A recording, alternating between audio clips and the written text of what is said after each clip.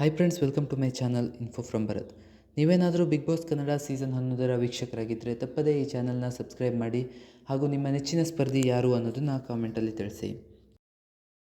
Big boss Kannada grand finale ಆರಂಭವಾಗಿದ್ದು ಇಂದು ಮತ್ತು ನಾಳೆ ಈ ಕಾರ್ಯಕ್ರಮ ನಡೆಯಲಿದೆ.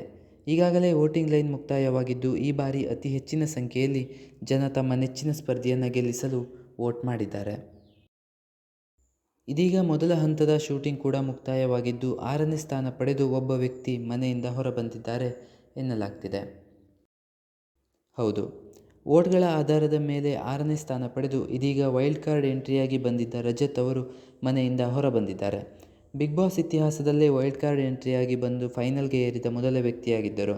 ಇದೀಗ ರಜತ್ ಮನೆಯಿಂದ ಹೊರಬಂದಿದ್ದಾರೆ. ಇದಾಗಿತ್ತು ಫ್ರೆಂಡ್ಸ್ ಈ ಕ್ಷಣದ ವಿಡಿಯೋ. ಇದೇ ರೀತಿ ಇನ್ನೂ ಹೆಚ್ಚಿನ ಅಪ್ಡೇಟ್ಗಳು ಈ ಚಾನಲಲ್ಲಿ ಬರ್ತಾ ಇರುತ್ತೆ. ಆದ್ದರಿಂದ ತಪ್ಪದೇ ಸಬ್ಸ್ಕ್ರೈಬ್ ಮಾಡಿ. ಮುಂದಿನ ವಿಡಿಯೋದೊಂದಿಗೆ ಮತ್ತೆ ಸಿಗೋಣ. Thank you.